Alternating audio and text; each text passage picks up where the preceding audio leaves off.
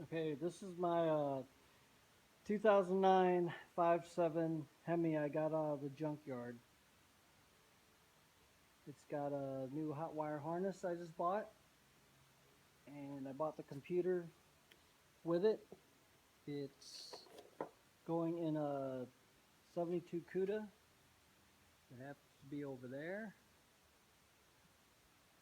and I had a 5.7 Hemi in it, but had a problem with it, so got this one from the junkyard.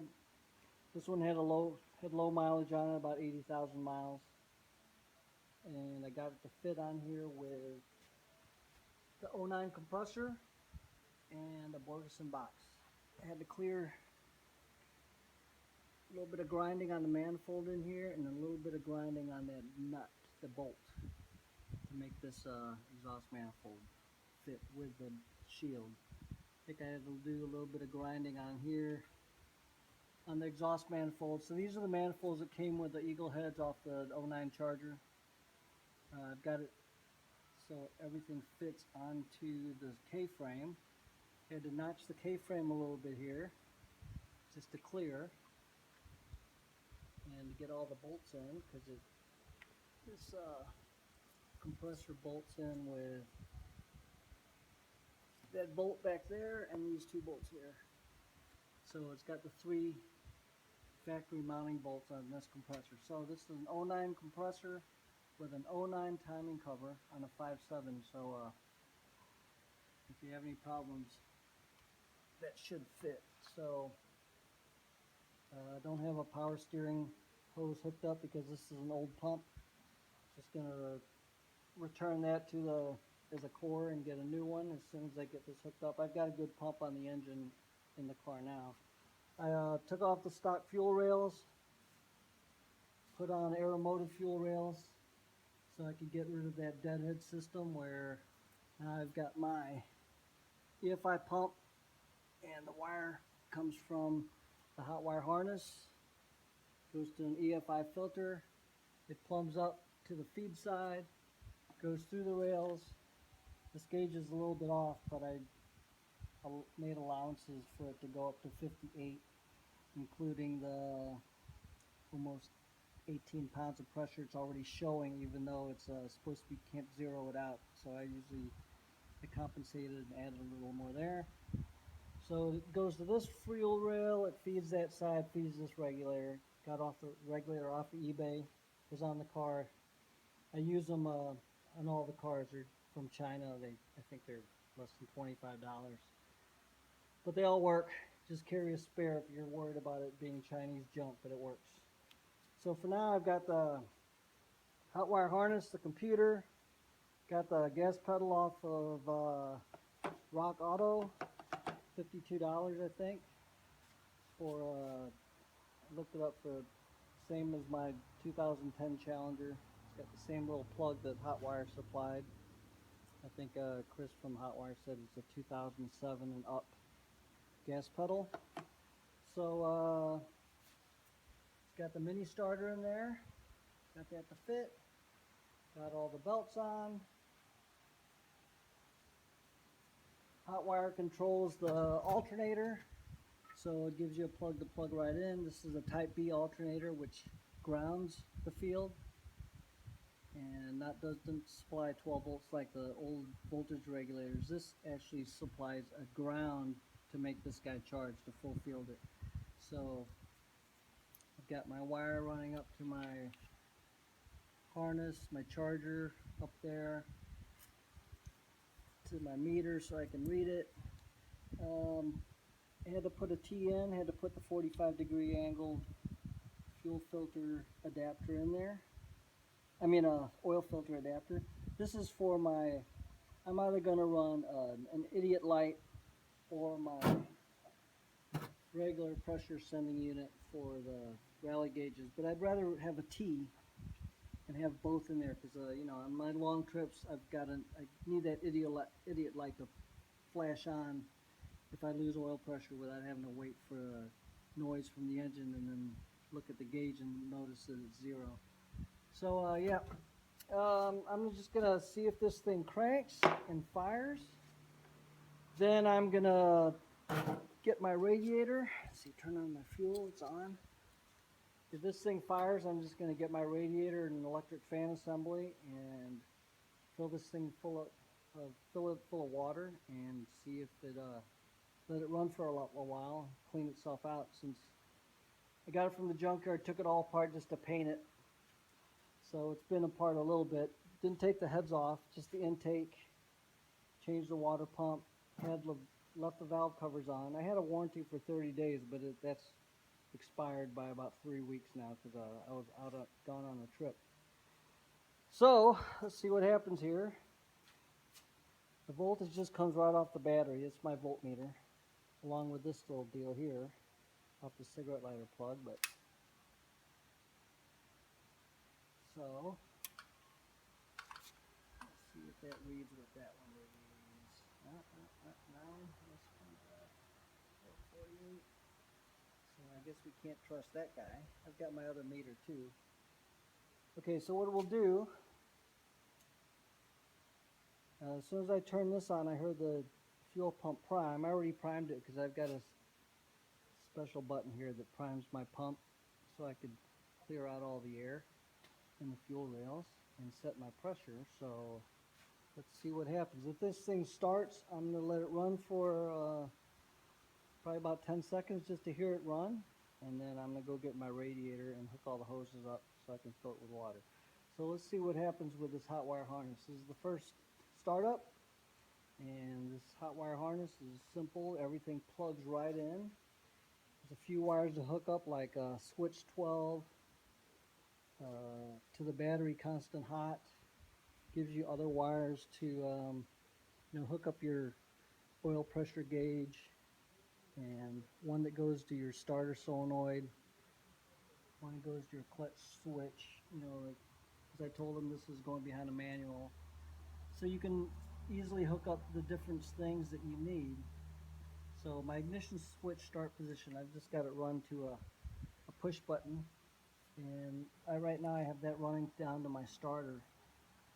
So that starter gets its energy, it gets its voltage from my start switch. So that's also supplying the start circuit, so the computer knows I'm trying to start this thing. Okay, so let's see what happens when I hit this button. It's all primed up. This thing hopefully should start. This tech isn't going to read anything because I don't have an adapter to go from a V8 to a coil-on plug. So here goes.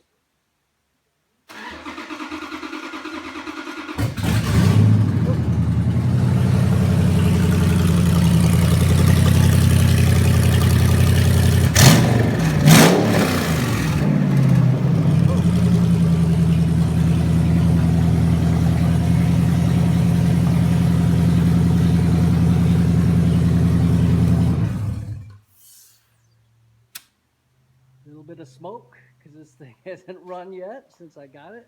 I oiled the cylinders down when I was spinning the engine around to check things, and fires right up. So I'll get another one running, another video of the engine running with the radiator and the hoses hooked up, electric fan going, so I can let this thing run a little bit more and clean itself out. All right. Okay, I've got my radiator mounted, full of water and antifreeze. And anybody doing this, don't forget you have your radiator hoses. They have to be plugged. So on this one I've got a 5/8. This one I've got a 1/2 inch with just a petcock in there, just to block the 1/2 inch tube or hose. But yeah, I forgot to block those off. So as I'm filling up the radiator, water started puking out the little fittings. So yeah, don't forget that. But if you had water in it instead of coolant, you wouldn't be wasting coolant. But I put coolant in it just so it still has a little in it for when I put it in the car. But here goes. We're going to start this guy up. Switch is on already. Turn on. Hear my fans. I hear the throttle body recycle or cycle a little bit. And let's hit the switch.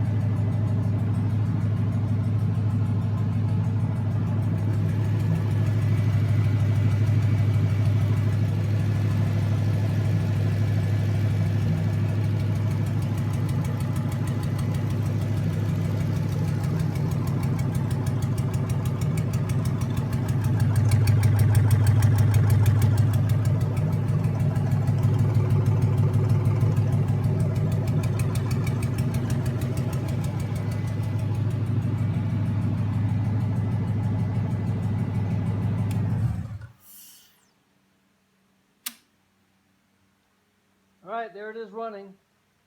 So everything seems okay. I don't have any gauges hooked up to see the temperature on the engine yet, because my temperature sensor that I normally have in here that goes into my rally gauges is still in the other engine.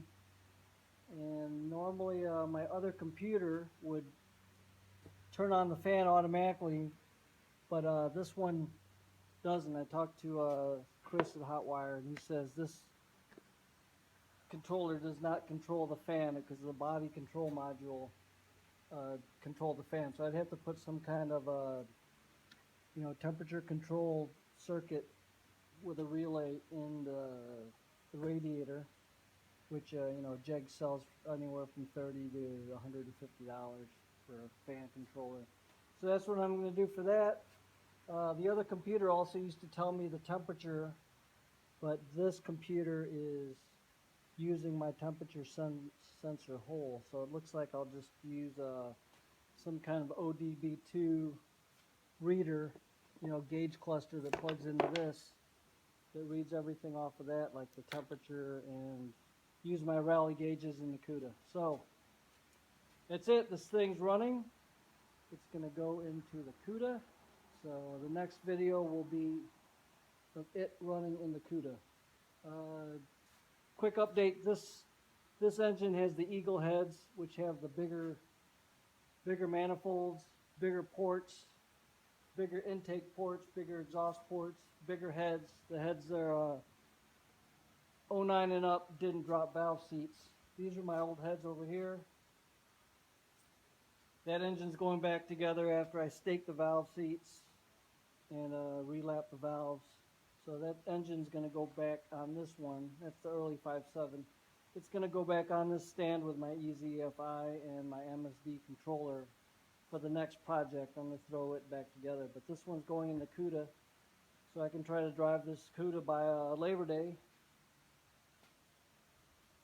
The CUDA's over there. Kind of looking in sad shape right now with the engine out of it. So this engine's going in it. Look for the next video on my YouTube channel. So that'll be it. All right, thanks for watching, guys.